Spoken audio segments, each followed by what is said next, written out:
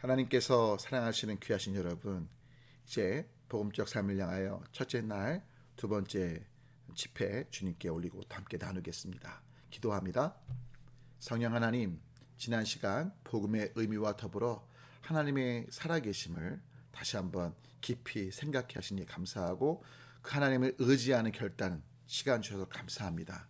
이제 오늘 하나님께서 어떠한 분이신지 배우고 또 하나님의 사랑하심에 대해 함께 말씀을 나눌 텐데, 한 분 한 분의 심령 속에 주님 만나 주셔서 오늘 함께 나누는 그 말씀들이 정말 주님의 사랑의 마음으로 마음속에 심어져서 삶에 정말 하나님 안에서 샘을 얻고 위로와 힘을 얻고 주님이 기뻐하시는 주님의 사랑 안에 거하는 복된 삶이 될 수 있는 귀한 시간 되도록 인도해 주시옵소서. 우리 주 예수 그리스도의 이름으로 간절히 기도 올립니다. 아멘. 자, 오늘은 그래서 다음 지난주에 이어서 하나님이 어떠신 분인지, 그리고 하나님이 얼마나 우리를 사랑하시는지 함께 말씀을 나눌 건데요. 창세기 3장 1절부터 21절의 말씀 꼭 읽어 오셨으리라 믿고 오늘 이 말씀을 함께 나누겠습니다. 먼저 하나님은요, 하나님의 속성을 보시면 옴니션스라고 해서 전지하십니다. 하나님의 전지는요, 보고 듣고 느껴지는 어떤 현상 속에 있는 전지만 아니라 또 과거의 것만 아시는 전지가 아니라 미래까지도 아시는, 이미 지나왔던 일만 아니라 앞으로 있게 될 일까지도 다 가능성까지 아시는 전지하신 하나님이신 걸 보게 돼요. 쥐 미로 이야기를 보시면 이게 어떤 뜻인지 아마 쉽게 아실 것 같은데요. 미로를 보시면 아시겠지만 쥐가 출발해서 음식이 있는 곳까지 갈 때 막 가다가 분명 막히는 곳에 다다르게 되겠죠. 근데 실은 하나님께서는 마치 우리 인간들이 쥐 미로를 위에서 보면서 야, 거기 가면 막히는 거 다 빤히 보인다, 어느 곳으로 갈 때 이미 막혀 있는 걸 우리가 다 알지 않습니까? 그것처럼 우리 인간들이 움직이는 그 순간 어디서 막힐지에 대해 다 알고 계신 거죠. 우리 인간들이 그 막히는 죄의 길, 사망의 길에서 머물면서 거기가 즐겁다고 할 때 마치 미로를 다시 틀어줘서 아니면 열어줘서 다시 살 길을 갈 수 있게 우리가 할 수 있는 것처럼, 만약에 이 미로가 블록으로 이루어졌고 우리가 자유롭게 움직일 수 있는 사람들이라면 충분히 가능한 얘기이지 않습니까? 그러니까 하나님은 전능하시고 이따 말씀 올리겠지만 모든 것들을 움직일 수 있는 분이기 때문에 그 막힌 자리에서 다시 생명의 길을 열어주실 수 있다는 거죠. 그래서 다시 생명의 길로 이끄시다가 또 우리가 잘못된 길로 가면 역시 위에서 보시니까 그 길로 갈 때 야, 제가 또 막힌 데 가서 사망 가운데 머물 것 같은데 거기서 또 살 길을 열어주시는데, 우리가 그 길로 가지 않고 계속 사망의 길에 머물거나 또 새로운 생명의 길 중에 그 길로 가지 않고 곁길로 간다면 또 거기서 또 새로운 길을 내시면서 계속 우리를 이끄시는데, 문제는 이것이 계속해서 우리의 잘못된 선택 속에 있게 된다면 결국 최종적으로는 주님 앞에, 죽음이란 누굴지 앞에 사망, 심판, 영원한 지옥 백성의 자리에 머물 수도 있다는 건 잊지 않으셔야 하죠. 때문에 하나님의 선하신 그 전지 속에 우리를 위해 예비하신, 그래서 여호와 일의 그 하나님의 은혜에 합하게 반응하는 게 중요하다는 것 또한 잊지 않으시면 좋겠습니다. 주님은 전지하실 뿐만 아니라요, 다음에 또 하나님의 속성을 볼까요? 전능하시다는 겁니다. 옴니포텐스라고 말하는데요. 여러분 성경을 보시면 아시겠지만 여호수아가 전쟁에서 승기를 잡자 하나님께 기도하며 선포했을 때 태양이 멈춰지는 기적이 있게 되죠. 여러분, 태양이 멈춰진다는 건 지구의 자전이 멈춘다는 걸 뜻하지 않습니까? 하나님께서 온 우주를 운행하시는 정말 능력의 주님이시기에 태양이 멈춰지기도 하는 거예요. 또한 죽은 자가 살아나기도 하고요, 홍해가 갈라지는 기적이 있는 거죠. 홍해가 그냥 바람 현상에 의해 갈라진 게 아니고 성경을 보면 분명 바람이 불긴 했지만 바람으로 물이 옆으로 세워진 게 아니고요. 왜냐하면 그 바람으로 옆에 벽처럼 물기둥이 세워진 거라면 그 바람에 의해 사람들이 발을 내딛지 못하고 떠서 공중으로 날아갈 수 있기에, 근데 성경을 보면 사람들은 그 사이를 지나갔거든요. 결국 하나님의 능력으로 물을 세우신 거죠. 그뿐만 아니죠. 여러분 아시는 것처럼 저는 자, 못 보는 자, 또 오병이어로 나사로를 살리시고 할렐루야 5,000명, 7,000명 먹이시는 그 기적의 역사 주님 행하시잖아요. 그분이신가요? 하나님의 속성에 또 무소부재 옴니프레전스란 속성이 있으세요. 이건 뭐냐면 어느 곳에나 계신 거예요. 여러분, 하나님께서는 안 계신 곳이 없어요. 우리가 기뻐하고 또 즐거워할 때나 우리가 슬퍼하고 괴로워하고 고통 중에 있을 때는 그 장소가 또 어디든 할 것 없이 함께 하시는 걸 보죠. 때문에 시편 기자는 말합니다. 내가 바다 끝에 거할지라도 거기서도 하나님이 계시다고요. 여러분, 요나가 물고기 뱃속에 있을 때도 거기에 하나님은 계셨습니다. 하갈이요, 천대받고 쫓겨났을 때 그 임신한 하갈, 그 있는 곳으로 천사를 보내셔서 그를 위로하시죠. 또 하나님은요, 인격적이신 분이세요.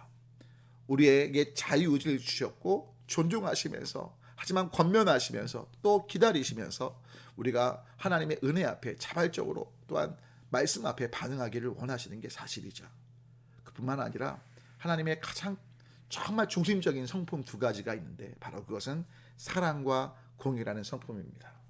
이 성품이요, 정말 하나님 안에 커다란 두 가지 기둥이라고 보셔도 돼요. 그래서 하나님께서는 하나밖에 없는 아들 예수님을 주시기까지 우리를 사랑하셨고요, 조건 없이 우리가 선악과를 따먹고 하나님께 원수된 삶을 살고 있었음에도, 하나님을 배반하고 죄인 되었음에도 불구하고 그 사랑을 포기치 않으셔서 아들 예수님을 보내신 거고요. 왜 아들 예수님을 보내셔야 했냐? 그래야만 하나님의 공의가 이루어지기에. 왜요? 죄를 사람들이 졌는데 그 지은 죄에 대한 대가를 사람으로서, 죄 없으신 사람으로 하나님의 아들로 감당하셔서, 그래야지만 올바른 대가 지불을 통한 정말 하나님의 공의가 이루어지기에. 그래서 이 부분이 바로 하나님의 어떻게 보면 제한받으신 부분을 반영한다고 볼 수 있는데, 바로 자신의 성품 때문에 제한받으시기에 이 일을 행하실 수밖에 없다는 거예요. 쉽게 설명드리면, 만약에 하나님께서 사랑이시라고 그냥 아담과 하와의 죄를 용서하신다면 뭐가 무너질까요? 하나님의 공의가 무너지는 거예요. 자, 가령 하나님께서 우리가 사람을 죽이고 막 때리고 큰 죄를 저질렀을 때, 그래 사랑하니까 뭐 용서해 주지 뭐. 그러면 여쭤볼게요. 그 사람은 그 죄를 계속 지을까요? 반복해서 지을까? 아니면 회개하고 돌이킬까요? 빤히 보이죠. 계속 더 심한 죄를 짓게 됐고요. 그러면 하나님 창조하신 다른 피조물들도 고통을 당할 수밖에 없는 거예요. 하나님 세우신 질서가 무너질 수밖에 없는 거죠. 결국 하나님의 공의의 관점에서 비록 사랑하시지만 사랑하시기에 더욱더 엄하게 죄에 대한 책임을 물으시고 변화를 향해 나아갈 수 있도록, 그리고 그 잘못의 징계를 통해서 또 다른 잘못들이 일어나지 않도록 질서가 유지되도록 하나님이 창조하신 그런 규칙들이 어떻게 보면 보존될 수 있도록 하나님께서는 결국 정말 심판하실 수밖에 없다는 걸 기억하셔야 되고, 바로 이것이 하나님의 성품 때문에 제한받으시는, 외부적인 것으로는 절대 제한 안 받으시죠. 왜요? 하나님이시니까요. 만약에 외적인 하나님 외의 것들이 하나님을 제한한다면 그게 하나님보다 더 큰 존재가 되기에 절대 그건 있을 수 없는 일이지만, 하나님의 귀하신 그 안에 계신 내재된 사랑과 또 공의의 성품, 서로가 그 성품 안에서 상대편에게 어떤 존중하는 차원의 반영이 있게 되는 것이죠. 그 대표적인 이해를 좀 도와드릴 수 있는 것이 바로 유럽의 한 나라에 있었던 이야기인데요. 참으로 사랑 많고 하나님처럼 공의를 추구했던 아주 멋진 왕이 있었답니다. 그런데 이 나라에 너무나 많은 성적인 범죄가 있었다네요. 그래서 이 성적인 범죄를 어떻게 없앨 것인가 왕이 고민하다가 큰 결단을 하게 돼서 백성들에게 이를 알립니다. 모두에게 알립니다. 뭐냐? 오늘부로 성적인 범죄를 저지른 사람들은 누구를 막론하고 두 눈을 빼겠다. 그리고 실제로 성적인 범죄를 저지른 사람이 발견되자 두 눈을 뺀 겁니다. 사람들이 왕의 대쪽 같은 성격은 알았지만 실제로 두 눈을 뺄까 했는데, 두 눈이 빼어진 그 사건이 알려지면서요, 성적인 범죄가 사그러들고 6개월 만에, 6개월 동안 성적인 범죄가 없는, 진짜 특별히 가정이 보호받고 연약한 여성들이 성적인 범죄에서 보호받는 일이 있게 되었다네요. 그런데 6개월쯤 지났는데 너무나 엄청난 사건이 궁궐 안에서 벌어진 거예요. 어느 날 임금이 이렇게 보니까 사람들이 속닥속닥거리는 걸 보게 되죠. 왜 그럴까? 근데 임금님 앞에 쉬쉬하고 아무 말도 안 해요. 그래서 임금이 눈치를 채고 알고 봤더니 궁궐 안에서 성적인 범죄가 있던 거예요. 임금이 대노합니다. 감히 어명을 어기고 임금이 살고 있는 이 궁에서 그런 죄를 저질렀단 말인가? 끝까지 색출해서 범인을 밝혀라. 그리고 드디어 범인이 잡혔습니다. 그런데 법인을 잡은 후에 그 범인에 대해서 임금님께 아뢰지 못하는 거예요. 왜냐하면 임금님의 하나밖에 없는 왕자가 그 범죄를 저지른 사람이었기 때문이에요. 신하들이요, 만약에 이를 임금님께 아뢰다가 임금님께서 그 왕자의 두 눈도 뺄 대쪽 같은 성격일 거 알았기에 임금님께 감히 말을 못한 거죠. 임금이요, 정말 엄하게 말합니다. 말을 못하던 신하들이 결국 이야기를 하죠. 폐하, 송구하오나 임금님께서 사랑하시는 하나밖에 없는 그 왕자님이 그 성적인 범죄의 주인공입니다. 이를 들은 왕이요, 대노하면서 역시 예상대로 이렇게 말합니다. 두 눈을 빼라. 그러자 신하들이 폐하, 고종하시옵소서. 왜요? 하나밖에 없는 왕자기에 만약에 이 왕자가 두 눈을 잃게 되면 임금님 사후에 이 왕권을 왕자가 이어갈 것인데, 그러면 이 왕자가 왕이 됐을 때 그는 꼭두각시 왕이 될 겁니다. 아무것도 못 보기에 들은 말로만 모든 것들을 치리해야 되기에 폐하, 고종하시고 다시 한번 판결을 재고해 달라고 요청하고 내일 다시 한번 저에게 말씀해 달라고. 폐하가 임금이 왕이 그래 알았다. 그리고 그 다음날 신하들을 다시 불러 모아놓고 왕자권에 대해서 다음과 같이 판결한 겁니다. 그래, 너희가 어저께 나에게 재고해 달라고 했는데 아무리 생각해봐도 내가 비록 왕자를 사랑하지만 나는 공의를 이뤄야 할 왕으로서 내가 말한 것을 거둘 수 없다. 그래서 이렇게 말합니다. 역시 두 눈을 빼라. 폐하하게 되옵니다. 라고 신하들이 말하지만 임금이 강력하게 말하는 것이죠. 두 눈을 빼라. 그런데 임금이 그 다음에 일어서 이렇게 말하는 겁니다. 그런데 나는 분명 성적인 범죄를 저질렀을 때 두 눈을 빼라고 했기에 두 눈을 빼는데 한 눈은 내 왕자의 눈을 빼고 한 눈은 바로 나야 왕인 눈을 빼라. 내가 왕자의 아비로 왕자를 제대로 양육하지 못한 책임도 있기에 바로 왕인 나의 눈을 빼라. 그러면 분명 두 눈을 빼라 나의 어명을 이루는 것이기에 어느 누구도 이에 대하여 이의를 제기하지 않을 것이다. 이 말을 들은 신하들이 울면서 또 왕자도 울면서 왕자의 한쪽 눈 빼고 임금의 한쪽 눈을 빼게 될 겁니다. 왕자가 엉엉 울면서 어떻게 됐을까요? 아빠 정말 잘못됐습니다. 아버지 정말 잘못됐습니다. 그러면서요, 이 왕자가 완전히 사람이 바뀌는 거예요. 성적인데 탐닉하고 정말 어떻게 보면 선한 왕이 될 수 없던 왕자였는데 그 아버지의 사랑 앞에 자신의 죄를 철저히 회개하고 정말 백성들의 아픔에 대하여 알아가고 공부도 열심히 하면서 왕의 수업을 잘 받아서 정말 그 왕의 뒤를 이어 너무나 선한 왕이 됐고요. 비록 왕은 한쪽 눈을 잃었지만 오히려 진짜 왕자를 얻어서 그 왕자가 공의로운 왕, 사랑의 왕으로 서는데 너무나 기뻐하는 그런 상황들을 얻게 되었던 것이죠. 사랑하는 여러분, 하나님께서는 우리를 사랑하셔서 원수되고 죄인된 우리를 위해 하나밖에 없는 아들 예수님을 주셨어요.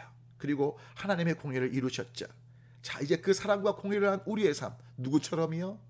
그 성적인 범죄를 저질렀던 그 왕자처럼 이제 우리도 왕자가 아버지께 감사하며 그의 삶이 180도 바뀐 것처럼 우리의 삶 또한 하나님의 은혜 앞에 변화를 향해 나아가야 될 줄 믿습니다. 자, 그러면 하나님께서 우리를 얼마나 사랑하시는지에 대한 이야기를 이제 구체적으로 드리도록 할게요. 먼저 창세기 1장 말씀을 잠깐 살피고 2장 하고요. 그런 후에 3장을 살필 건데요. 성경책을 펴놓으셔도 좋을 것 같아요. 그래서 한번 읽어볼까요? 자, 하나님의 박스대로 인간을 빚어 박스를 풀어나오시며 박스를 주셨다 되어 있는데요. 뭘까요? 하나님의 형상대로 인간을 빚으셨고요. 생기를 불어넣으셔서 동시에 복을 주셨다는 거예요. 창세기 1장 27절 하반절부터 28절 좀 읽어볼게요. 곧 하나님의 형상대로 사람을 창조하시되 남자와 여자를 창조하시고 하나님이 그들에게 복을 주시며 하나님이 그들에게 이르시되 생육하고 번성하여 땅에 충만하라. 땅을 정복하라. 바다의 물고기와 하늘의 새와 땅에 움직이는 모든 생물을 다스리라 하시니라 라고 기록되어 있죠. 여기서 먼저 하나님의 형상대로, 즉 형상을 담도록 형상을 따라 사람을 창조하셨다고 말씀합니다. 이 의미는 우리 인간들을 볼 때요, 모든 피조물들이 하나님의 형상을 닮은 존재기에 우리를 볼 때 하나님을 본다는 거예요. 그래서 어떤 험악한 동물들이든 또 어떤 피조물들이든 우리가 말할 때 누구의 말로 들을까요? 하나님의 말로 듣고 하나님의 말씀으로 듣고 이를 따르게 되어 있다는 걸 뜻합니다. 동시에 두 번째로 어떤 뜻이 있느냐? 하나님께서 천지를 말씀으로 창조하셨거든요. 인간들 창조한 부분이니까 뒤에 손으로 빚으시고 그 코에 호흡을 불어넣으신 건 맞지만 인간들 외에 창세기 1장을 쭉 보시면 모든 피조물들은 말씀으로 창조하셨거든요. 그런데 그 말씀으로 창조하신 그 창조의 능력이 하나님의 형상을 닮은 우리 안에도 있다는 거예요. 그래서 결국 우리의 말에 창조의 능력이 있다는 것 또한 담고 있다고 보셔도 돼요. 그런 가운데 하나님께서 뭘 주셨다고요? 복을 주셨다고 말합니다. 여러분, 행복이 아니에요. 여러분, 성경을 찾아보시면 행복이라는 단어가 몇 번 나오긴 하지만 하나님은 우리에게 복을 주셔요. 근데 이 복이 뭐냐? 근본적인 복, 다른 것이 아니고요. 여러분, 밑에 설명 나오지만 프란시스 셰퍼라는 라브리 공동체의 창시자의 해석에 따르면 기가 막힌 통찰력인데 행복은 복과 다르다는 거예요. 왜냐하면 행복이라는 단어가 영어로 해피니스라고 말하는데 이 단어는 해픈이라는 단어에서 유래가 돼요. 해픈은 뭐냐? 우연히 사건 같은 게 발생하는 거죠. 즉 행복은 어떤 우연히 발생하는 사건 속에 있는 기쁨, 즐거움, 만족이 바로 행복이에요. 예를 들면 결혼을 해요. 또 취업을 해요. 대학에 들어가요. 돈을 많이 벌게 돼요. 바로 이 모든 것들이 뭐예요? 바로 행복, 그 사건으로 인해서 행복이 있게 되는 거죠. 그것으로 인한 기쁨, 만족, 즐거움들이 있으니까요. 그런데 복은 블레싱이라고 말하는데 근본적으로 달라요. 블레싱이라는 단어는요, 흔히 뭐 축복이라고 번역되기도 해요. 근데 이제 복으로 이제 성경은 거의 번역을 했는데요. bleed, 피 흘리다에서 유래된 거죠. 즉 피 흘린다는 건 뭐냐면 여러분 아시겠지만 제사법, 우리 인간들이 범죄하게 됐을 때 그 범죄를 하나님 앞에서 용서받기 위해서 동물의 피의 제사를 드렸잖아요. 즉 죄의 싹신 사망을 이기게 하는 그 생명을 담고 있는 것이 피인데 그 피 흘림을 통한 복, 다른 말로 하면 생명을 얻게 되는 복, 생명을 누리는 것들이 바로 이 블레싱에 담겨 있다는 거죠. 그래서 그들에게 복을 주셨다는 건 생명의 은혜가 누려지는 그 역사 속에 있게 하셨다는 걸 뜻해요. 그러면서 그 생명의 은혜를 누리며 뭐죠? 생육하고 번성하고 충만하고 정복하고, 아마 이것은 행복이라고 볼 수 있을 거예요. 이런 사건들을 이루어가도록, 일들을 이루어가도록, 그리고 다스리게 하신 건데요. 이 다스린다는 건 갑질하는 게 아니에요. 위에 군림하는 것이 아니에요. 철저히 섬기는 것이고 경작하는 것이죠. 그래서 이 땅의 것들을 경작하며 정말 섬겨주면서 오히려 하나님께서 우리 인간들을 통해서 이 땅을 정말 아름답게 갖고 가기를 원하셨던 것이 창조의 하나님 맨 처음에 계획이신 걸 보게 돼요. 그리고 밑에 보시면 하나님께서 특별히 우리 인간들을 귀히 여기실 수밖에 없는 것이 나오죠. 그러니까 모든 피조물들 조금 전에 말씀 올린 것처럼 다 말씀으로 창조하셨는데 우리 인간들만은 직접 하나님이 빚으셨어요. 그리고 그 코에 하나님의 호흡을 불어넣으신 거예요. 그래서 생명체가 된 거라고요. 또 놀라운 건 하나님께서 아까 하나님의 형상을 따라 우리를 지으셨기에 모든 피조물들이 우리를 볼 때 하나님을 본다고 말씀드렸는데 하나님께서 우리에게 놀라운 특권을 주신 것, 바로 우리가 이름을 짓는 대로 이름을 되게 하셨다는 거죠. 여러분, 어떤 발명가든 물건을 발명하게 되면 이름 지을 땐 발명가가 지은 것이 그 발명품의 이름이 되죠. 근데 하나님께서 모든 걸 만드셨건만 그 이름 짓는 걸 우리에게 전적으로 위임하신 거예요. 여러분, 바로 이것이 창조되었을 때 상황들이에요. 그런데 여러분, 창세기 1장부터 타락하기 전까지 쭉 내용을 읽어보시면 뭔가 느껴지는 게 없으세요? 보시면 기도나 예배나 제사나 또 하나님께 뭐 찬양하는 일이나 이런 것들이 전혀 언급되지 않아요. 오직 2장 17절에서 뭘 따먹지 말라고요? 선악과를 따먹지 말 것만 말씀하시고요. 그 어떤 것도 인간들에게 요구하지 않으세요. 쉽게 말하면 네 맘대로 사세요. 하지만 선악과만을 따먹지 말고 뭘 하든 완전히 인간들이 마음껏 모든 것들을 할 수 있게 금하지 않으시고 자유롭게 허락하신 것들을 보게 돼요. 결국 모든 걸 주시고 딱 하나 선악과를 먹지 말라 하셨는데 안타깝게도 이 명령을 어기는 일이 벌어지고 이 일로 인해 결국 우리 모든 인간의 비극이 시작된 것을 보게 되죠. 그래서 함께 다음 화면 보면서 말씀 나눌게요. 4번을 보실까요? 하나님께서 그 어떤 것도 요구하지 않으시고 오직 딱 한 가지 선악과를 따먹지 말라고 하시면서 그렇게 큰 은혜를 베푸셨는데 왜 아담과 하와가 선악과를 따먹게 그럼 되었을까요? 그 이유는 바로 불신앙 때문이에요. 많은 분들이 불신앙 그러면 하나님의 계심을 의심하고 믿지 않은 걸 불신앙이라고 생각을 해요. 그런데 놀랍게도 성경은요, 하나님이 계신 것을 전제로 쓰여진 책이 성경입니다. 그래서 하나님의 존재에 대해서 안 계시다고 생각하는 걸 불신앙이라고 생각하지 않아요. 그리고 만약에 진짜 그렇게 생각한다면 사탄이야말로 제일 믿음이 좋은 존재가 되겠죠. 왜? 하나님의 존재를 어느 누구보다 확실히 믿는 게 사탄이니까요. 그런데 사탄이 믿음 좋다, 신앙이 있다라고 말하지 않아요. 왜냐하면 성경에서 말하는 불신앙이란 하나님의 선하심, 신실하심을 믿지 않는 걸 뜻하기 때문에 그래요. 히브리서 11장 6절을 보면 이렇게 말씀하죠.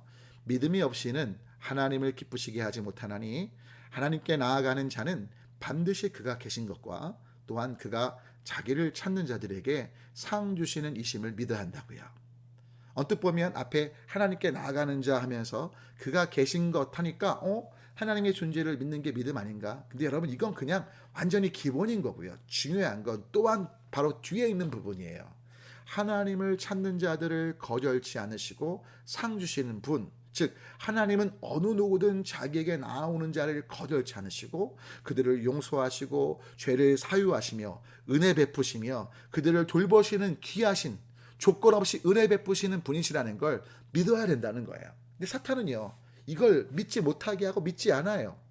자신이 영원한 심판, 징계 가운데 있을 존재다 보니까 하나님의 형상을 닮아 창조된 그 하나님이 사랑하시는 자들이 자기처럼 영원한 나라의 천국에 들어가는 게 아니라 심판과 그 지옥불 속에 같이 있기를 원하는 거죠.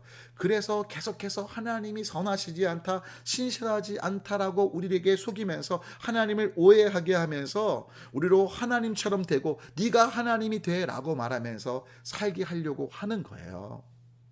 여러분 때문에 이 속임에서 우리는 정말 벗어나야 되고 이 사단의 계략을 간파하고 주님의 이름으로 이 모든 것들을 극복해야 되는데 그러려면 바로 창세기 3장에서 하와가 아담이 왜 선악과를 따먹게 되었는가 그 잘못에 빠진 과정들을 정말 반면교사 삼아서 우리의 삶 가운데 주님의 뜻대로 살아가기 위한 귀한 방향들을 잡아야 될 것 같아요. 그래서 크게 4가지를 말씀 올릴 건데 첫 번째, 왜 죄를 범하게 됐냐?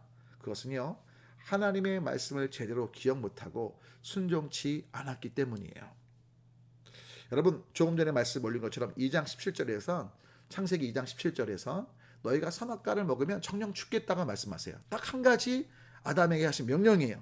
근데 하와가 듣지 않고 이건 아담이 들은 거거든요. 그래서 아담에게 전해 들었겠죠. 그런데 이걸 하와가 정확히 기억하지 못했어요. 그리고 순종치 않게 된 거예요. 근데 왜 정확하게 기억 못했냐? 제가 볼 땐요, 아담에게 들은 다음에 하와가 아담에게 들은 후에 하나님께 여쭤봐야 됐어요.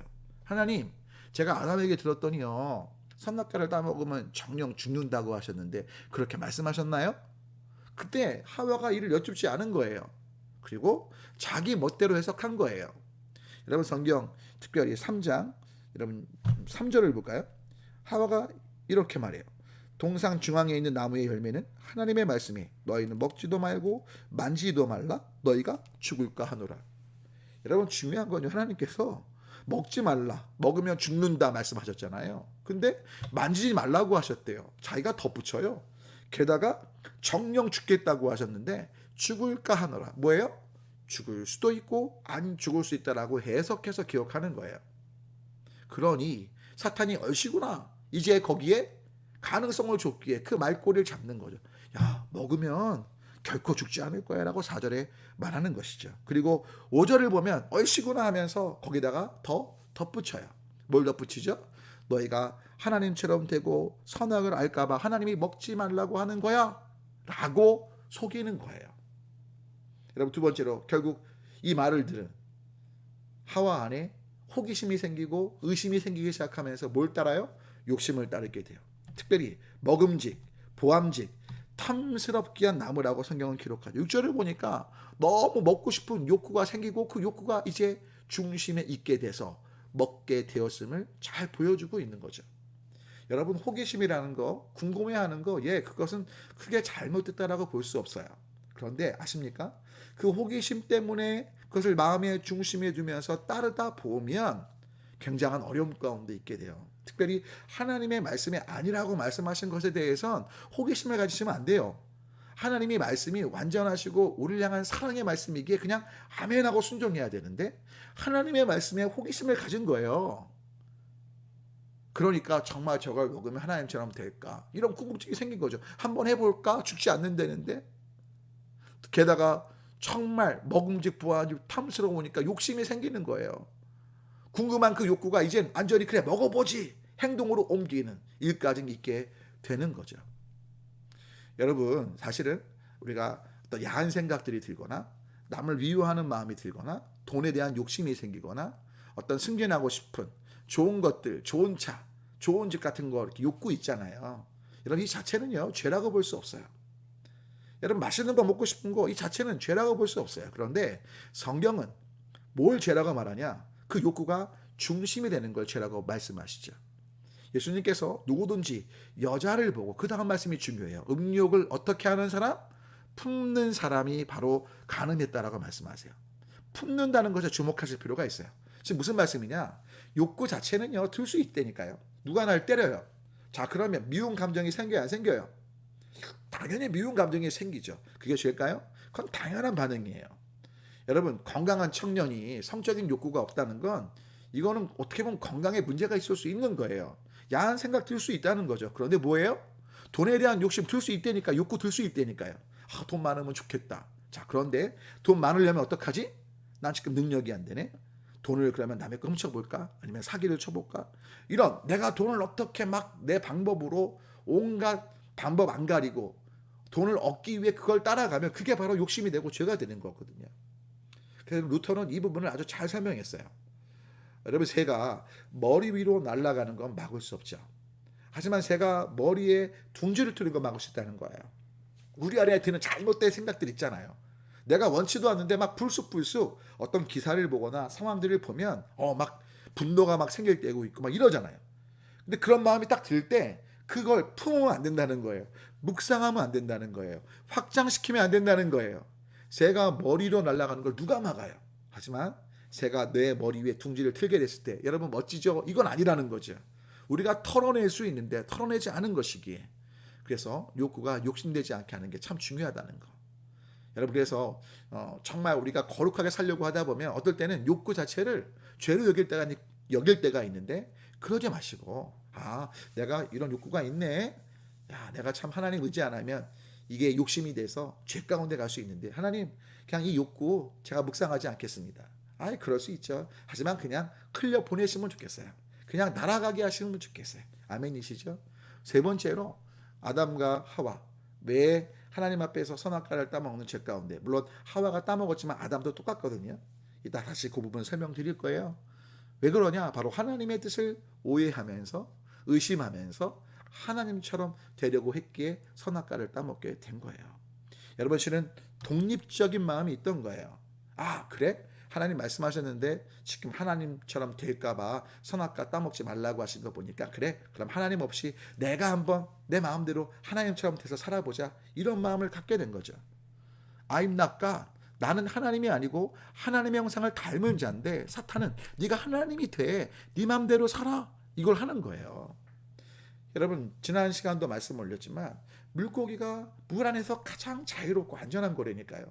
그러면 하나님의 형상을 따라 지음받은 우리도 하나님 안에서 가장 안전하고 자유로운데, 마치 낚시꾼이 물고기를 유혹해서 물 밖으로 나오게 했을 때 따라가는 물고기가 있는 것처럼 우리가 사탄을 따라간다면 우린 죽는 거예요. 영원한 심판, 사망, 사탄이 있는 그곳에 함께 있게 돼서 불심판 가운데 있는 거예요. 그런데 우리는 계속해서 지금도 내가 하나님이 돼서 내 뜻대로 모든 걸, 내 마음대로 모든 걸 움직이려고 하는 걸 봐요. 여러분, 실은 저도 여러분도요, 얼마나 매 순간순간 하나님의 자리에 있으려고 합니까? 여러분, 화날 때, 속상할 때 가만히 보세요. 왜 화나고 속상해요? 내 생각대로 안 되니까, 내 뜻대로 안 되니까. 왜 여러분 생각대로 돼야 돼요? 왜 내 방법대로 돼야 돼요? 여러분이 하나님이 아니시잖아요.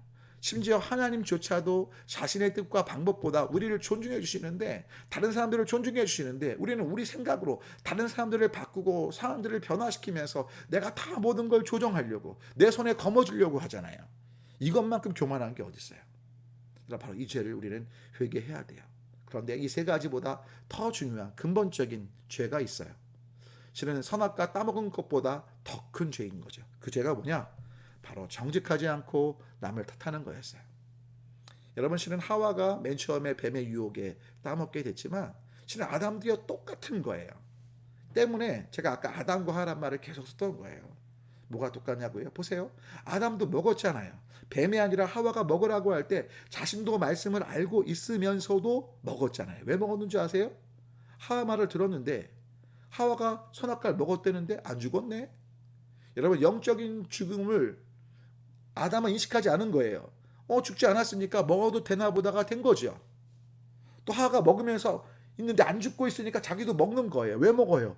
하나님 말씀은 분명히 먹지 말고 먹으면 정령 죽겠다고 하셨지만 보니까 먹음직, 탐스러움이 아담에게도 느껴졌던 거예요.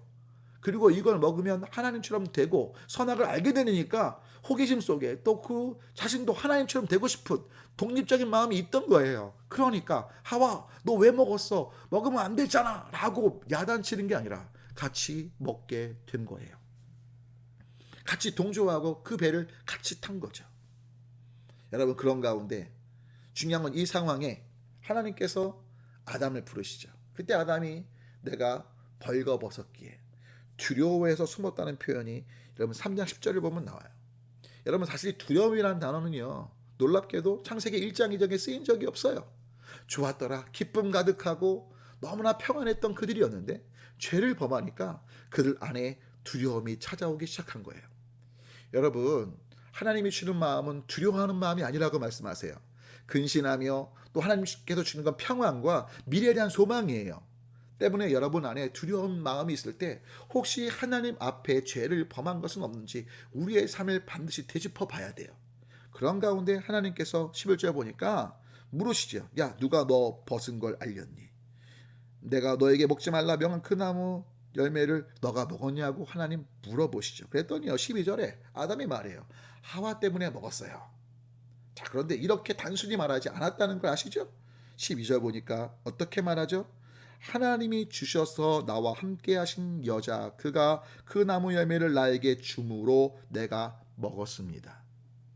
하나님께서 만약에 하와를 창조하지 않으시고 나에게 그 여자를 주지 않으셨다면 그 여자가 주어서 먹었기 때문에 내가 먹을 일이 없었을 거 아니에요 라는 말이죠.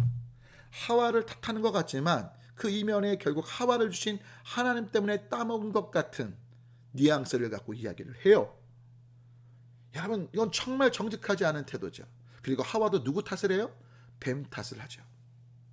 여러분, 실은요 누가 먹은 걸 결정했어요. 선택했어요. 물론 뱀이 유혹했습니다. 또 먼저 먹은 하와가 이야기해서 유혹했을지 몰라요. 하지만 먹은 책임은 아담 당사자에게, 하와 당사자에게 있던 거죠. 그런데 이를 인정하고 잘못했습니다, 용서를 구하고 주님 앞에 회개하지 않고 있는 것들을 봐요. 여러분, 이것이 아담과 하와의 모습이 아니라 바로 우리의 모습이기 때문에 더 심각한 거예요. 우리도 하나님의 말씀을 제대로 기억하지 않아요. 내 멋대로 해석해요. 여러분, 이단들이요 보면 하나님의 말씀을요 말씀대로 해석하지 않습니다. 자기의 생각으로 다 짜맞춥니다. 누구처럼요? 하와처럼요. 여러분, 어떤 말씀을 듣든 성경 말씀 원칙을 갖고 말씀을 붙잡고 하나님께 기도해 보세요. 그러면 이단에 빠질 일도 없고요. 여러분, 특별히 우리는 예수 그리스도만이 구원이요 소망이요 우리의 희망이요 유일한 구원자 되심을, 주님 되심을 성경에 명백히 언급하고 있기에 그 외의 것들에 대해서 마음 뺏기시면 안 돼요. 아멘. 그 말씀 붙잡고 기도해 보면 어떤 사람이나 어떤 단체, 이만희가 이기게 한다, 장길자, 안상호 아니요. 또 수많은 메시아라고 말하는 사람들 아니요. 어떤 교회나 단체요 아니요. 어디 속해서나 뭘 해서가 아니라 오직 예수님만이 구원자 되심을 우리 말씀을 통해 알기에 그 말씀 앞에 씨름해 보시라고요. 그러면 이단에 빠지지 않고 예수님의 주인 되심을 인정하는 그 삶에 소망 두고 그 삶을 살아가게 되는데, 우리가 말씀 제대로 기억 안 한다. 또 호기심, 의심 속에 욕심 따르고 하나님처럼 되려고 하고 내 생각, 내 뜻을 중심에 두는 삶, 그리고 탓하는 삶, 진짜 회개치 않는 삶, 이 삶을 우리도 반복하고 있기에 이 부분을 반드시 점검하고 회개하는 우리가 되어야 된다는 거예요.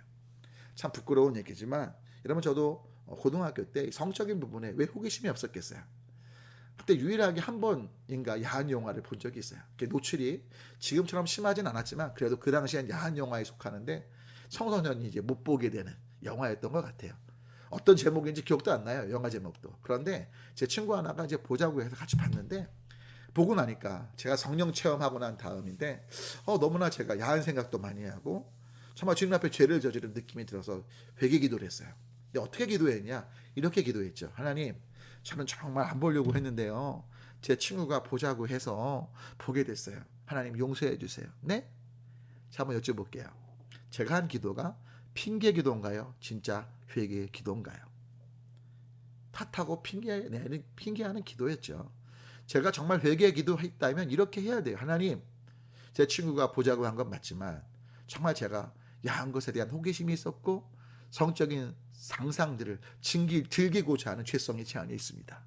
하나님, 저의 죄를 용서해 주시고 이런 유혹들에서 저를 보호해 주시고 이런 잘못된 야한 생각에 빠지고 묵상하는 일 없도록 하나님, 나로 하여금 이런 것들을 멀리 하시고 제 생각을 지키도록, 거룩함을 지키도록 인도해 주십시오. 주님, 잘못했습니다. 용서해 주십시오. 이게 바로 회개의 기도인 거죠. 그럼 만약에 아담하고 하와가 탓하지 않고 핑계대지 않고 하나님 잘못했습니다, 용서해 주세요 라고 했다면, 물론 하나님 아까 말씀 올린 것처럼 공의의 하나님이시기에 분명 그 부분에 대한 어떤 징계를 하시겠죠.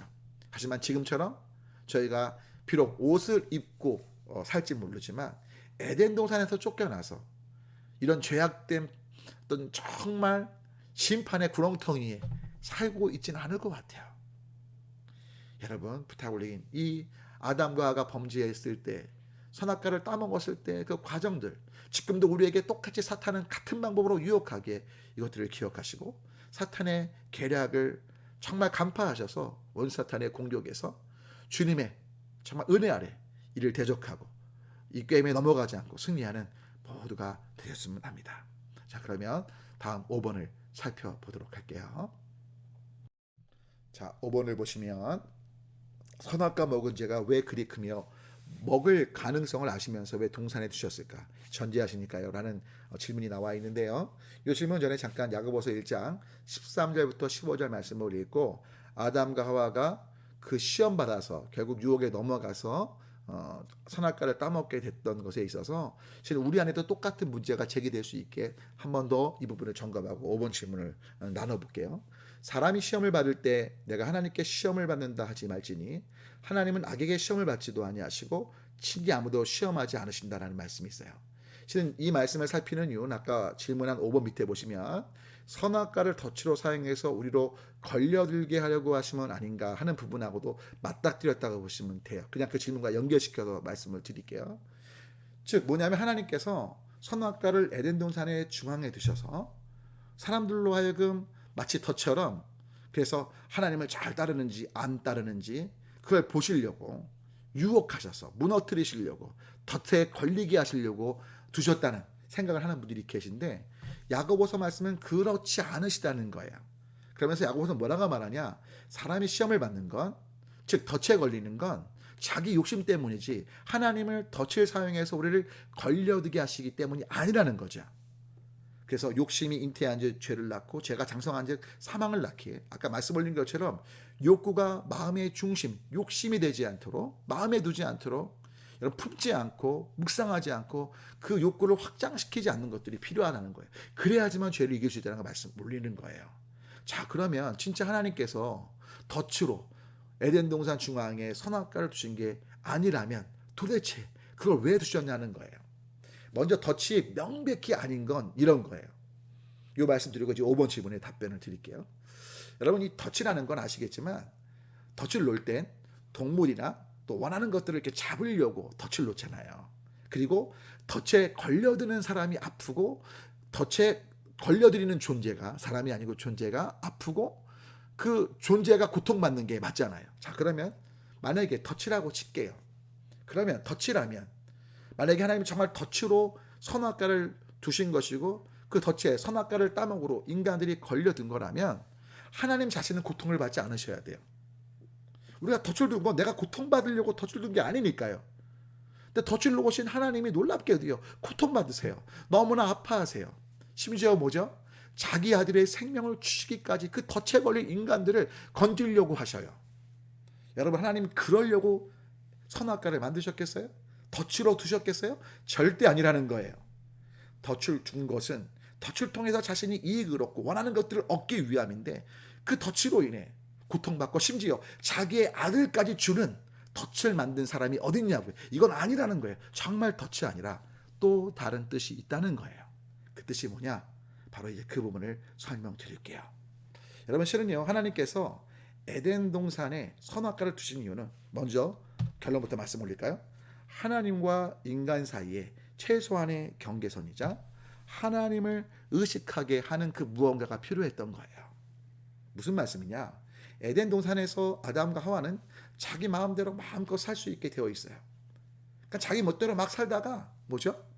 선악과를 딱 보는 순간, 야, 보암직 먹음직 탐스러운데 먹어볼까 딱 하는 마음이 드는데, 그때 뭐가 떠오를까요? 하나님이 따먹지 말라고 하셨지. 그러면 따먹지 말라고 말씀하신 하나님은 누구시지? 하나님은 나를 만드신 분이지, 내게 이 모든 것들을 주신 분이지. 자연스럽게 하나님을 떠올리게 하는 거예요. 동시에 바로 그것이 하나님과 아담 사이의 최소한의 경계선, 약속인 거죠. 왜? 모든 걸 주셨고 딱 한 가지만 금하셨기에, 그것이 아담과 하나님 사이의 최소한의 약속이니까요. 쉽게 설명을 드릴게요. 저희 아버지께서 1,000억의 유산을 갖고 계시다고 칠게요. 물론 그런 유산 없으시고요, 이제 돌아가셨지만 아버님이 살아계실 때 예를 드는 거예요. 1,000억의 유산을 갖고 계시다고 치고 지금 이해하고 들으세요.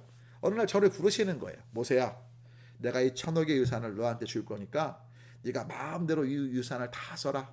응? 이 유산 갖고 네가 모아해서 다 없애도 상관없어.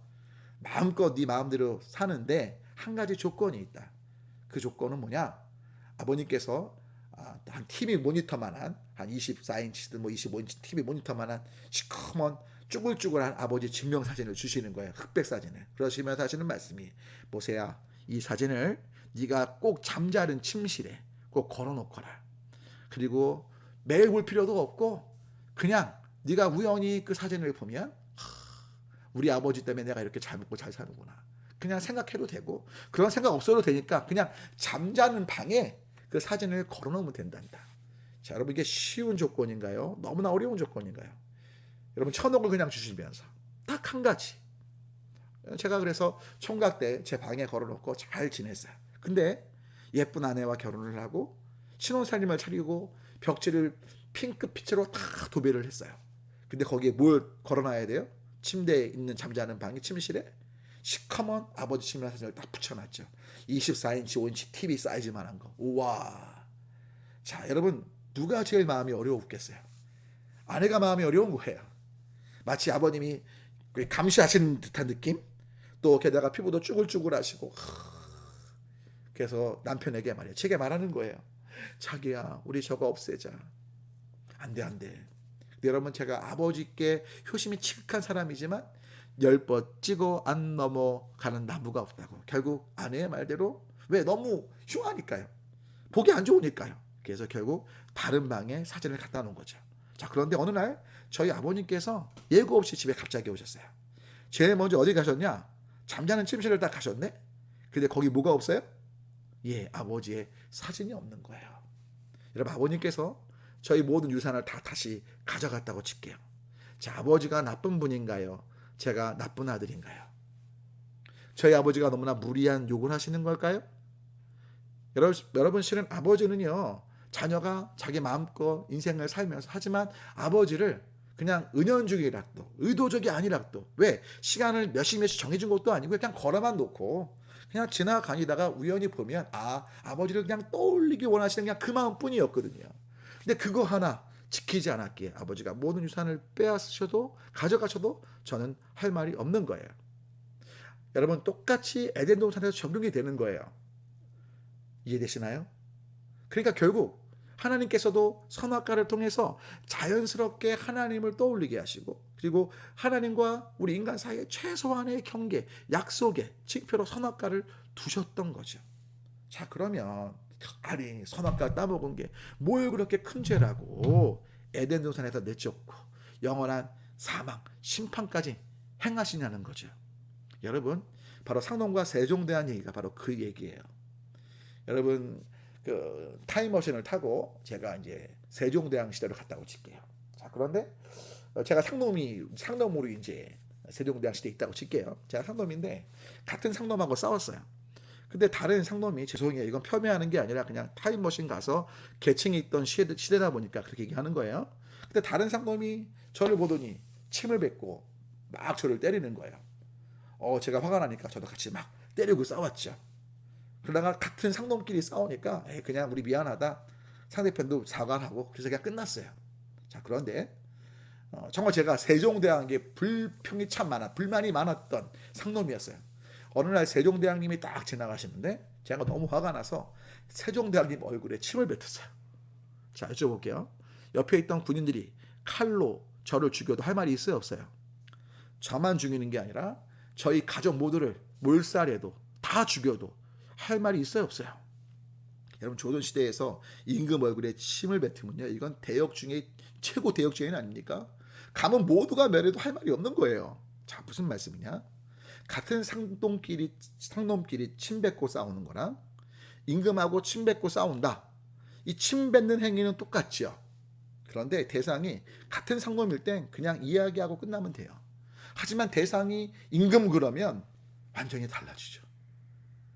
완전히 모든 게 멸해줘도 할 말이 없는 거라니까요. 자, 그러면 임금이 크세요, 하나님이 크세요? 그럼 하나님과 언약한 것을 어기고 하나님께 범죄한 건요, 인류 모두가 침멸당해도 이건 할 말이 없는 거예요. 아담과 하와가 그 자리에 죽임당해도 할 말이 없는 거예요. 그런데 오히려 하나님은요, 아담과 하와를 죽이지 않으셔요. 이따가도 말씀 올리겠지만 오히려 그들에게 그 죄악된 중에도 징계하시면서도 긍휼을 베푸셔요.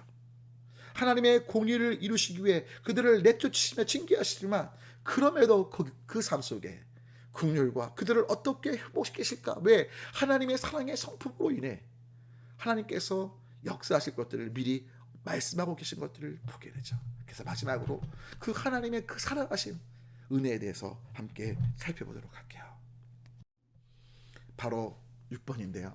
탓하며 회개하지 않은 아담과 하와를 위해 가죽옷을 지어 입히신 사건이에요. 여러분, 실은 오늘 말씀 보시면 알겠지만 아담과 하와가 벌거벗은 걸 알고요, 자신들의 수치를 가리려고 무화과 나무 잎으로 자신의 수치를 가리죠. 그런데 놀라운 건 하나님께서 그들에게 뭘 지어 입히세요? 가죽 옷을 지어 입히셨다라고 성경은 기록합니다. 여러분, 21절이 바로 그 말씀이죠. 여러분, 왜 그럴까요? 무화과 나무 잎은요, 아시는 것처럼 여러분 조금만 지나면 이 태양빛에 다 말라 비틀어지고 다 부서져요. 그런데 가죽 옷은요, 거의 만년붙게요. 그렇죠? 여러분, 근데 잘 생각하실 게 가죽이 어떻게 얻어지냐는 거예요. 가죽이란 건 아시는 것처럼 무언가 생명의 희생이 있을 때 생기는 게 가죽이에요. 이 말씀은 하나님께서 결국 우리 인간의 모든 수치를 가리시기 위해서 생명의 희생을 통해서 그냥 단순한 무화과 나무 잎, 임기응변식의 해결이 아니라 근본적인 해결을 하실 것을 말씀하고 있고 담고 있죠. 또 말씀하시죠. 여자의 후손이 뱀의 머리를 상하게 할 것이다. 이미 메시아 예수님을 통해서 어떻게 하나님께서 인류를 구원하시고 사탄을 벌하실 것이기에 대한 계획들을 말씀하고 계신 걸 봐요. 뭘 잘했다고요? 탓하며 회개치 않고 여전히 하나님 앞에서 어떻게 보면 옳게 반응하지 못하는 그들인데, 하나님 그런 그들을 위해 가죽 옷, 생명의 희생을 통해서 그들을 보호하시고 수치를 가리는 역사를 행하신 거죠. 결국 우리에게 예수 그리스도란 가죽옷을 지어 입히셔서 영원한 우리의 죄악된 수치들을 가리시고 우리를 구원하실 것을 이미 이 모습 속에 상징적으로 예표하고 계신 것들을 봐요. 여러분 때문에 이 사랑 앞에 우리는 회개와 회개에 합당한 열매를 맺어가는 삶을 향해 나아가야 되는 거예요. 여러분, 마태복음 7장 21절에 뭐라고 말씀하죠? 주여 주여 외치는 자마다 천국 가는 것이 아니고 아버지의 뜻대로 행하는 자가 천국에 갈 수 있다고 주님 말씀하세요. 여러분, 처음에 말씀 올렸던 것처럼 예수님은 패스워드가 아니라니까요. 예수님은 정말 우리 삶의 주님이 되셔야 되는 거예요. 우리가 복음적 삶을 산다는 건 결국 하나님의 통치를 따라 사는 삶이고, 그 삶은 예수님을 일상에서 주님으로 인정하고, 때로 넘어지고 내 생각과 방법대로 살아 죄악 가운데 정말 넘어질 때도 있겠지만, 그때마다 다시 맞아, 내 삶의 주인이 예수님이셨지, 그 주님을 인정하는 삶을 향해 나아가는 그 삶 속에 가죽옷을 지어 입으신 예수님의 생명을 통해 우리의 죄를 덮으시며 우리를 살리시며 은혜로 이끄시는 그 놀라우신 주님의 역사 가운데 우리가 있게 된다는 걸 잊지 않으시면 좋겠다는 거죠. 그래서 사도행전 26장 20절은요 이렇게 말해요. 먼저 다메섹과 예루살렘에 있는 사람과 유대 온 땅과 이방인에게까지, 보세요, 회개하는데, 그 다음에 중요해요.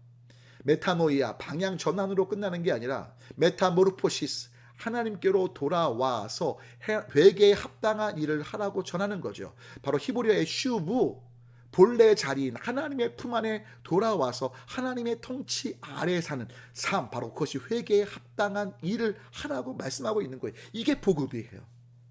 예수님께서 우리의 죄를 위해 죽으시고 부활하셨다. 너희 모든 죄가 십자가에서 용서받았다. 아멘. 우리의 죄를 용서해 주세요 라고 기도했다면, 이제 그 용서를 구한 부분에 누구의 주되심?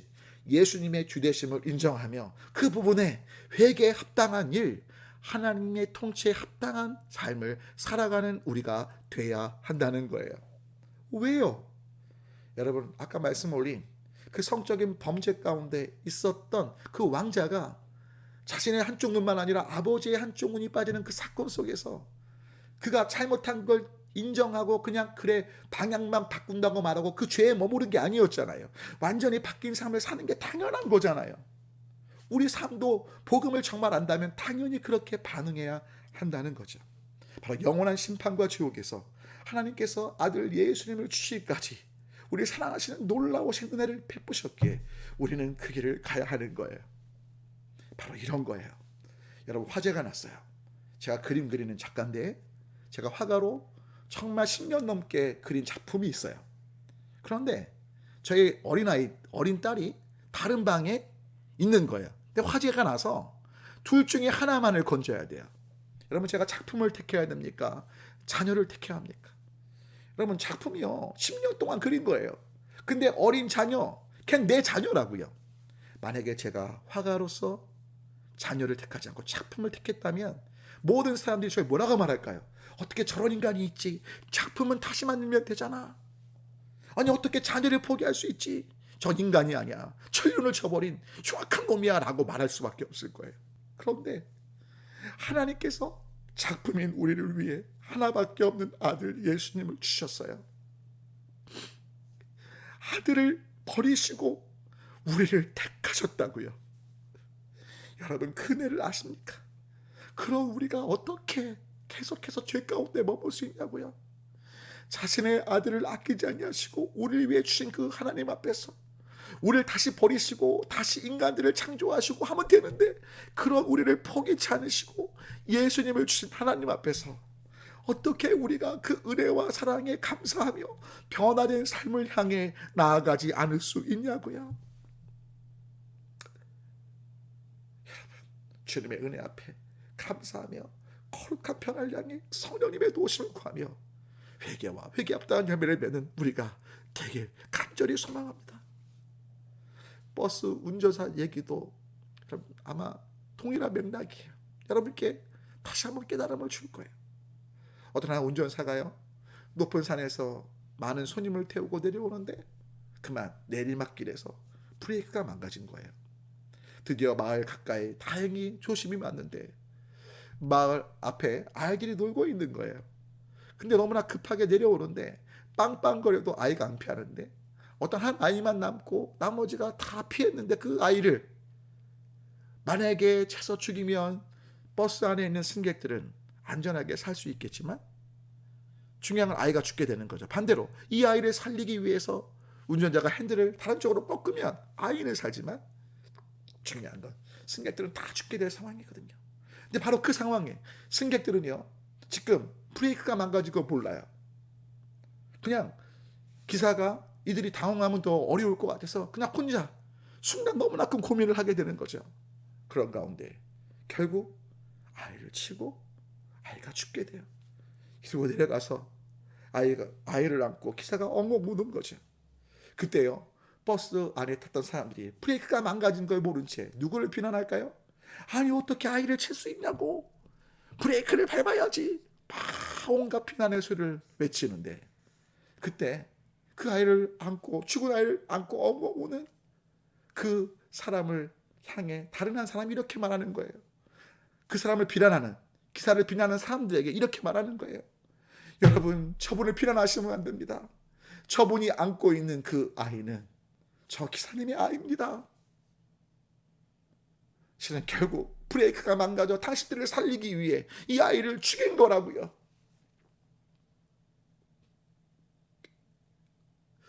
여러분, 하나님께서 우리를 살리시려고 아들 예수님을 죽이셨습니다.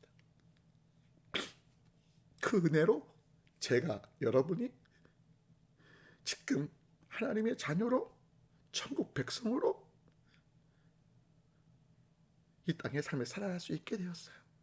때문에 여러분, 우리는 주님 앞에 책임적으로 반응해야 합니다. 그 책임은 다른 게 아니고요, 죄책감, 근심, 염려 속에 사는 게 아니라, 비록 이 땅의 삶에 여러 공고함, 어려움, 난관들이, 원수 사탄의 공격 속에, 또 수많은 사람들의 비웃음이나 아니면 수많은 사람들이 우리를 향해서 우리가 보는 관점을 못 보기에 어떻게 말할지 모르는 상황들을 경험할지 모르지만, 그 모든 것들을 뒤로하고 이 십자가의 은혜 앞에 감사와 회개 속 평화의 삶을 향해 나아가야 되는 거예요. 그럼 지난주에 설교했던 주의 설교 기억하시나요? 감잘, 순도. 여러분, 사도 바울이 어떻게 바울이 된 거예요? 결국 하나님의 은혜 때문이었어요. 근데 그 은혜 앞에서 바울은 그냥 그 은혜가 내게 있구나, 내가 구원받았구나, 자신 안에 그 은혜를 가둬오는 게 아니라 그 은혜 앞에 이제 정말 하나님께 감사했고, 하나님께 자신의 잘못, 예수님 믿는 자들을 핍박했고, 예수님 앞에 죄를 저질렀던 것들을 회개하면서 이제 예수님께 순종하며 생명을 걸며 복음 전하는 삶을 향해 나아가면서 성령님의 도우심을 의지하는 삶을 살게 된 거죠. 여러분, 이제 우리도 진짜 그 십자가의 은혜 앞에 그 사랑에 감사하면서 나 중심적인 죄성, 하나님의 말씀을 제대로 기록하지 않고 정말 먹음직 보암직 탐스러운, 여러분, 지금도 우리가 얼마나 십자가의 구원의 은혜가 있음에도 불구하고 자녀 문제로, 건강의 문제로, 돈 없다고, 내 뜻대로 문제가 안 풀린다고 원망과 불평 속에 살고 있지 않나요? 그 모든 것들을 회개하면서 이제 주님, 정말 순종하겠습니다. 영원한 사망 백성, 지옥 백성에서 나를 천국 백성 삼으시기 위해 나를 살리려고 아들을 주신 그 하나님의 뜻대로 이제 순종하겠습니다. 십자가의 복음에 붙잡힌 바 되어 성령님께서 원하시는 그 놀라운 영혼 구원의 길, 또 하나님께 감사하게 하는 통로로 서겠습니다. 그리고 성령님 이를 위해 나는 자주 넘어지고 쓰러지는 아직도 너무나 연약한 존재에게 성령님 도와주십시오. 도우심을 구하며 함께 우리를 너무나 사랑하신 그 주님의 은혜 앞에 감사함으로 반응하며 나아가는 모두가 되었으면 합니다. 기도할까요? 하나님, 전지전능하시며 무소부재하시며 인격적이신 주님이시며 동시에 사랑과 공의시기에 우리를 위해 하나밖에 없는 아들을 주신 예수님을, 하나님을 찬양합니다. 하나님, 은혜 베푸셔서 우리 10년 가운데 특별히 아담과 하와의 범죄의 모습이 우리 모습이기에 하나님의 말씀을 정확히 기억하며 말씀 붙잡고 하나님께 나아가 대화하며 기도하며 친밀히 주님과 교제하는 우리가 되도록 도와주시되, 먹음직 보암직 탐스러움, 보고 듣고 느끼며 이 땅에 좋다고 말하는 것들에 마음 뺏기는 우리가 되지 않게 도와주셔서 원사탄은 콩깍지 먹은 돼지처럼 우리에게 계속 이 땅의 것들로 우리를 유혹하는데 오직 하나님께만 믿으며 나아가게 하시고 하나님처럼 되려는 독립적인 마음에서 벗어나 무엇보다 남을 탓하지 않고 나의 죄성을 인정하면서 이제 십자가의 은혜 앞에 정말 나의 정말 잘못을 인정하고 그 은혜에 감사하면서 오직 주님의 뜻대로 말씀을 따라 순종하되 우리 힘으로 이 모든 것들을 할 수 없게 오직 도우시는 성령님을 힘입어서 복되게 이 믿음의 길을 걸어가는 모두가 되도록 도와주셔서 우리를 구원하신 목적대로 하나님의 뜻에 반응하며 하나님께 기쁨이요 주변에 복이 되는 삶 살도록 우리 모두를 인도해 주시옵소서. 오늘도 말씀해 주신 주님께 모든 감사와 영광을 올리며 예수 그리스도의 이름으로 기도 올립니다. 아멘. 주 예수님의 사랑하심을 전하며 귀하신 말씀을 묵상하시면서 주님께 각자 반응하시길 바라고 다음 주에 역시 예수님 안에서 귀한 이 시간에 함께 만나 뵙기를 소망합니다. 주 예수님의 사랑하심을 전하며 축복합니다. 샬롬.